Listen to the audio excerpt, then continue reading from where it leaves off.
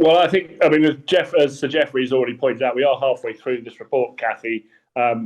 You are right to say, and Charlotte was right to say, that I think the distinction between this report and Sue Gray's assessment, and we may want to go back on that in a moment, is that this committee is taking their own evidence. They'll draw their own conclusions at the end of it.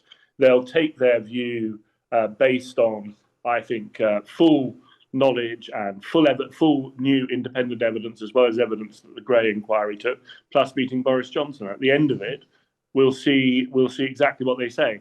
If I'm to understand your report, they have said that at this stage they think there is evidence that the House of Commons was misled. They've Correct. Not yet said whether or not they think that Boris Johnson corrected himself, and nor have they said whether they think it was intentional or not. And again, they will have to make that judgment after they've interviewed Boris Johnson. So we're halfway through a report. I think there is little or no, I don't think there'll be anyone who questions that this committee will do their work in a thorough and independent way. And we should all want that, because I think that the assessment in the Gray report, whatever anyone may have thought about it at the time, clearly by her actions, if she does follow through, will now perceive to have been at least in some way tainted. Really? I mean, at the time, everybody was talking up her integrity, her impartiality. You can't have your cake and eat it, whether you're ambushed by it or not. No, we're not having your cake and eating it. At the time, she was a lady who was the independent ethics advisor for the government. You and I both know that we need confidence and integrity in our system, and that's why we had someone who had that reputation. If someone then acts to do something post an event, which clearly that act, had she gone off to join a manufacturing company, a think tank, a service company, no one would be questioning her integrity today.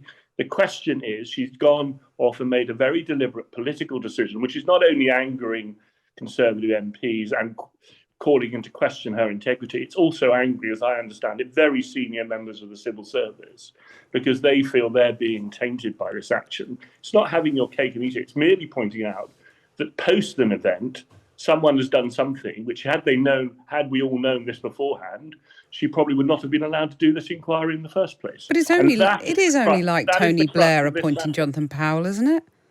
No, it's not. It's totally different, because she was the independent ethics advisor of the government. And you and I both know, Cathy, that I'm someone who has said quite publicly about the integrity of actions of some of my colleagues that I thought was unacceptable at various times.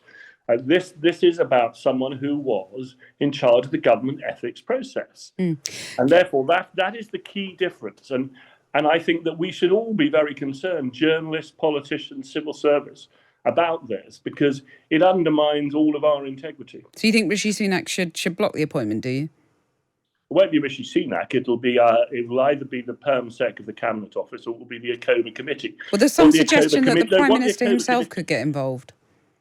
Well, I think Rishi Sunak, as I understand it, and I haven't seen, I think he said he's very concerned that her actions may well have political consequences. But as I understand it, and you correct me if I'm wrong, but the person who could block this would either be the Perm Sec of the Cabinet Office, because the appointment will have to be cleared there, or by Akoma, who I think would have the power to delay the appointment by up to 2 years. You think that should be done, either delayed or blocked entirely? No, I think she would. I would hope she would realise that this has been a false move and decide that it isn't the right move to make. Just finally, you've heard Boris Johnson today saying it's absolutely clear this report vindicates me, the Privileges Committee report I'm talking about, and that he hasn't misled Parliament. Was that entirely wise when this is only an interim report?